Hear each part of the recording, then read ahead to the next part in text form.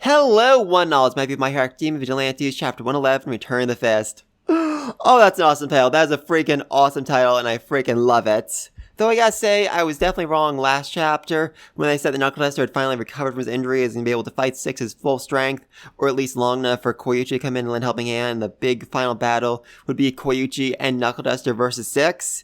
Yeah, that was wrong. That was very, very wrong. I mean, for one thing, Knuckleduster is seriously banged up. I mean, that shouldn't be too much surprise. He was taking a whole bunch of painkillers just to, last long enough to be able to save his daughter.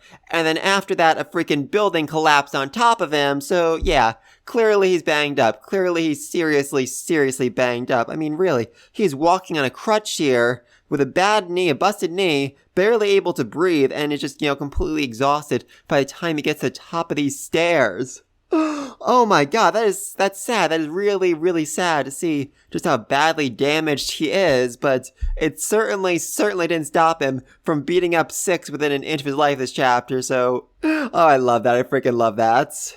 I was definitely wondering last chapter how exactly he was able to get so close to Six without Six actually realizing it.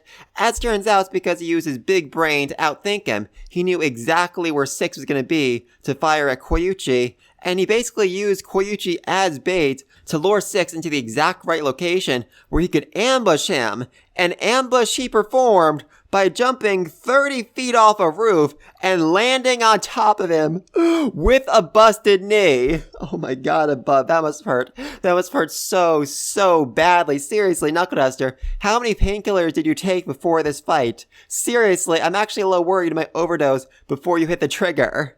Oh, I love it. I freaking love it. Oh, and he's also missing an eye. I forgot to mention that before. Yeah, apparently he lost his left eye when the building fell on him, which, makes sense. Definitely makes sense. I do love the logic for him, basically going with his fist here, because he realized, if he did anything else, if he used any other long-range attacks, and Six noticed it, he'd run away and wouldn't be able to find him again, but this way he can get up close and personal and make sure that Six can't go anywhere. Oh my god. And then when he realized, I'm having a very hard time punching through Six's exoskeleton here, he decides to basically lure Six out of hiding from inside the exoskeleton by saying, hey, do you want to talk about something? And then as soon as Six comes out of hiding, as soon as he drops that hard exoskeleton, Knuckleduster starts beating him all over again. Oh my god, that is savage. That is so utterly savage and, not heroic at all, but just so appropriate for Knuckleduster, for the bruiser that he truly is right now. I love it. I freaking love it. And then we finally get the answer for what's inside the box. It's a bomb. It's actually a whole bunch of bombs scattered all throughout the neighborhood, all designed to lead Six into this exact spot where he could blow it up and basically make sure that Six can't recover. Destroy Six so badly there's nothing left of him. And as it turns out, this is a suicide mission. He's taking down Six along with him. And then next page, we see his daughter watching a shooting star falling out of the sky. And apparently, in Japanese and Chinese mythology, a shooting star represents the death of a hero. And that is definitely appropriate right now, because when he pushed that trigger, a father, a hero, a vigilante, and a master all died. Knuckleduster has breathed his last breath, and this just feels heartbreaking, so utterly heartbreaking. And of course, I'm seeing a lot of people online who are just basically unwilling to accept this. I mean, they're saying, oh, Koichi heard the gunshot, he probably ran after him and saved him somehow, using his quirk to create a barrier around Knuckleduster to keep him from dying in the explosion. Or, oh, that shooting star is actually All Might rushing in to save the day, and he's gonna get Knuckleduster to hospital somehow, some way. And while I could certainly see that being the case, I just really don't think it is. I mean, this feels like the time for Knuckleduster to die. I mean, he is barely holding on. He's barely able to walk upstairs. His body is clearly broken beyond repair, and he definitely doesn't want to,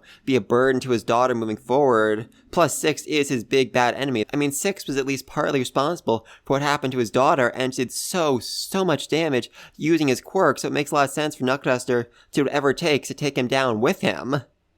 Oh, that's a good ending. That is a good ending for Knuckleduster. Though I guess this does actually raise a question, is Six really dead or not? Because, we don't actually get to see the explosion, and it's very possible Six managed to find a way to keep him from activating the detonator, or even if he did activate it, maybe Six was able to survive it, able to recover from it, definitely banged up, definitely on his last leg, but still somewhat alive, and Koyuchi or Soga will need to be the ones that deliver the finishing blow. I mean, I definitely think Soga is going to have to play some sort of role in this. I mean, he's been following after Koyuchi ever since, he lured Six away. And here he caught up with Koyuchi, and is that just going to be it? Are they just going to go out and call for help, call for backup, or something? I mean, maybe, but I feel like Soga's definitely got to play a larger role moving forward.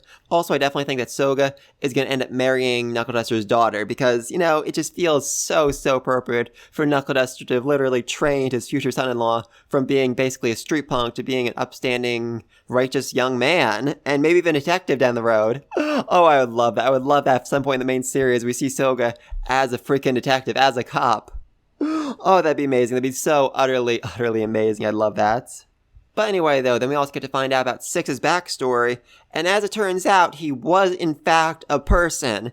And we saw this, lumpy mass before. I assumed, he was basically born in a test tube. He was created from scratch as a Nomu, but that's not actually the case. He was a person, but because he suffered from agnosia, either from a congenital brain defect or from physical trauma in his childhood, he was unable to recognize himself. He had no sense of self, and so when he looked in the mirror, he didn't really recognize it as his own reflection. And, the doctor wanted to throw him away because of it. He figured, he wouldn't be, a worthy test subject. But All For One saw it differently. He realized that, Six was basically an unshaped lump of clay that he could basically fashion into whatever he wanted. And we know from the main series that All For One needed someone that was absolutely filled to the brim with rage. So maybe he thought that could be Six. Maybe he thought, he could make Six someone angry enough to become his vessel, to become the next symbol of destruction. I mean, it clearly didn't work out for one reason or another. I mean, did All For One throw Six away, or did Six run away? That's the real question right here. I mean, it definitely seems like, All For One is O'Clock. All For One was the quirk vestige, quirk ghost, whatever you want to call it, that was talking to Six the entire time. So I guess you could say this is all part of All For One's plans to test the Proto-Nomu, but if that's the case, why didn't he make Six his vessel? I mean, did he realize at some point that Six wouldn't be appropriate, or did he find Shigaraki after this and decide that Shigaraki was just a better choice, so he just basically made Six a throwaway pawn? I'm not sure about that.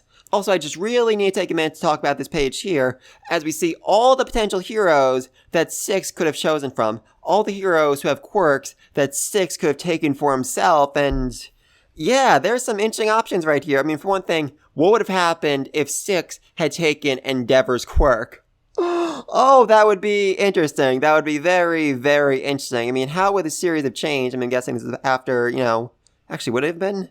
I think at this point, it's 10, 20 years ago, so Shoto might not have even been born yet. I mean, maybe some of the older kids, at the very least, Toya might have been born, but curious, very curious about that. So yeah, if Six had chosen Endeavor, we would never have gotten Shoto in the main series.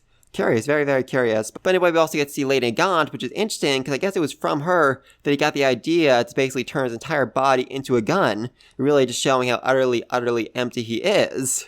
But anyway, then I really need to ask, who the freak are these four people who are just bathed in shadows? I mean, they are front and center in the middle of the screen, so clearly they are important, but as best I can try, I can't put them to any heroes we know in the main series. I mean, there are four of them, so I thought like the Wildcats, maybe, but their outlines don't match up at all, so are they somebody new? Are they somebody we haven't actually seen in the main series yet? Or were they a group of heroes that existed until All For One hunted them down, killed them, took their quirks, and used them to make new Nomu? Or could it be that the Pro-Nomu, at least four of the Pro-Nomu, were built based off these four heroes, this team of heroes who were really famous back in the day? I think that could make a lot of sense. And what's more, I saw something else on this page that really got me excited. Crimson Riot, the hero who Kirishima was most inspired by, the hero who Kirishima is most attempting to become like, is on this list, which is really interesting to me because, it's clear he's not a current hero right now, or we would have seen him at some point in the main series. And based on how they talked about him, I assumed he was a hero, 50, 60 years ago. Because he's on the same list as Lady Gaunt, he could only have been a hero at the most like 10 or 20 years ago. So what happened to him? What happened to Crimson Riot? I mean, is it possible that All For One did go after him, did steal his quirk, and gave it to a Nomu that Kirishima could end up fighting down the road? Or is it possible that he gave it to someone else, someone we've already seen before in the main series, Gigantomachia? Oh my god above, is it possible that All For One stole the quirk from Kirishima's hero and gave it to Gigantomachia? I mean, he clearly has strong skin, just like Crimson Riot did, and that would just make so much sense. Oh my god, because, it seems up to this point that Kirishima's big enemy is going to be Gigantomachia, someone he has to fight with Mina, because that was the villain that scared them so much before they became heroes, before they became UA students. So I always assume, that would be their big bad, that would be their final opponent in the final arc of the series. And if Giganto is also Crimson Riot, that just makes it such an utterly perfect opponent for him. Oh my god, I would love that. I would freaking love that. But anyway, that's my insane conspiracy theory, but among my insane conspiracy theories, this is probably the most sane I've had in quite a while, so yeah, keep an eye out for that. I really think it might be the case. But anyway, like I said before, Knuckleduster managed to trick Six into dropping his exoskeleton so they could have a nice long chat as Knuckleduster beat his face in. I love it, I freaking love it. And Six is just really sad here, really pathetic here, so upset, Why him? Why Koichi? Why is he your student? Why not me? Why couldn't I become like you? And I mean, it is, it's sad. It really is sad because Six never really had a true self, a true being, and all he ever wanted was to become somebody. And the person he most admired, the person he most wanted to become like was O'Clock, was the hero O'Clock. Someone who's so amazing, so impressive, someone that wowed him, someone that had so much personality when he had absolutely none.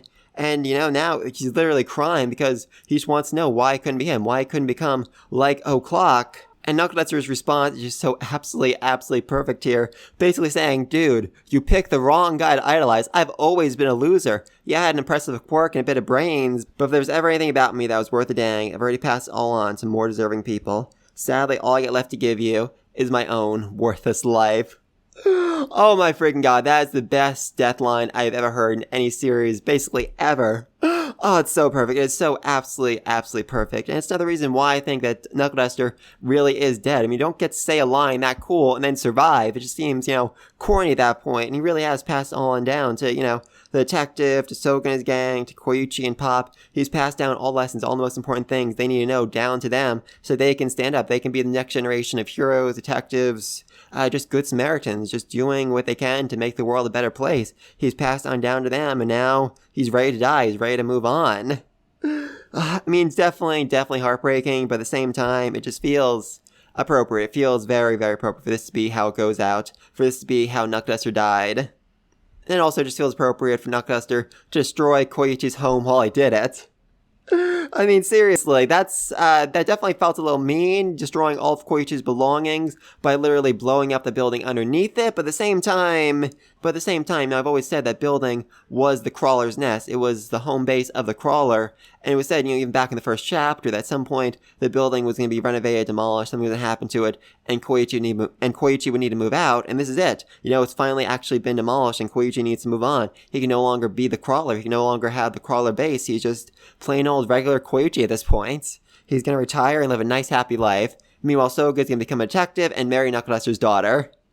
That's my hope. That is at least my hope for this series. Please leave me thoughts down below. Do you think Knuckleduster's actually dead? Did Koichi hear that gunshot and decide to go check on it?